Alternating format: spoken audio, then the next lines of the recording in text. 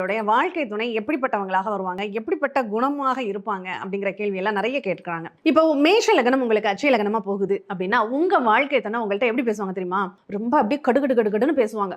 கோபமா பேசுவாங்க. அந்த வார்த்தைகள் அப்படியே தேள் மாதிரி கொட்டுற மாதிரி சுருக்கு சுருக்குன்னு பேசுவாங்க அப்படின்னு சொல்லலாம். கூப்பிட்டு வச்சு கும்மி அடிப்பாங்கன்னு சொல்லுவாங்கல்ல. உங்க வாழ்க்கை துணை அது ஆணாக இருந்தால் பெண், பெண்ணாக இருந்தால் ஆண்னு எடுத்துக்கோங்க. உங்க வாழ்க்கை துணையினுடைய பேச்சு எப்படி இருக்கும் அப்படின்னா கரடு முரடாக இருக்கும். இந்த ரிஷபம் அட்சய லக்னம் போகும்போது அவங்களுடைய வாழ்க்கை துணை எப்படி எல்லாம் பேசுவாங்க தெரியுமா? அவங்க பார்க்க கரடு முரடா இருப்பாங்க. ஆனா பேச்சுல அவ்வளோ நிதானம் இருக்கும், பொறுமை இருக்கும். போன்ல வந்து வளவளன்னு பேசுவாங்க. அதாவது ஒரு விஷயத்த சுருக்கமா சொல்ல மாட்டாங்க. இதை இப்படி பண்ணணும் சரியா, மறுபடியும் கேட்டுக்கோங்க, இது இந்த மாதிரி தான் பண்ணணும் அப்படின்னு சொல்லுவாங்க. அப்போ அந்த போன்ல பேசும்போது அவங்களுடைய தன்மை எப்படி இருக்கும், ஒரு தடவைக்கு 2 தடவை அதை வந்து திரும்ப திரும்ப பேசுவாங்க அப்படின்னு சொல்லியிருக்கு. இதுவே மிதுனம் அட்சய லக்னமாக போகும்போது உங்களுடைய வாழ்க்கை துணையினுடைய பேச்சு எப்படி இருக்கும் தெரியுமா? விஷயத்த உடனே ஷார்ட் அண்ட் ஸ்வீட்டா சொல்ல மாட்டாங்க.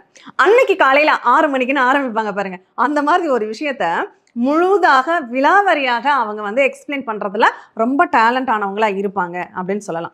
அதே போன்ல பேசுறதும் அதே மாதிரிதான். நேர்ல ஒரு பேச்சு, போன்ல ஒரு பேச்செல்லாம் பேச மாட்டாங்க.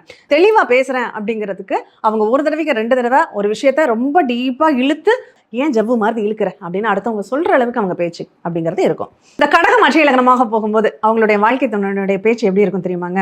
அவங்க கொஞ்சம் நம்ம சரியா பேசுறோம்னு நினைச்சு என்ன பண்ணுவாங்க, பெரிய அளவுல ஒரு சின்ன விஷயத்துல இது இப்படியெல்லாம் நடந்துட்டா என்ன பண்ணுவீங்க அப்படின்னு கற்பனையை அதீதமாக வளர்த்தி அவங்களுடைய பேச்சுக்கள் அப்படிங்கிறது வெளிப்படும். ஆனா அதுவே போன்ல பேசினாங்கன்னா அட்வைஸ் மலையா பொழிஞ்சிடுவாங்க. அந்த கடக லக்னம் அவங்க வாழ்க்கை துணைகிட்ட பேசும்போது அவங்க ரொம்ப பொறுமையாகவும் நிதானமாகவும் இருக்கணும்.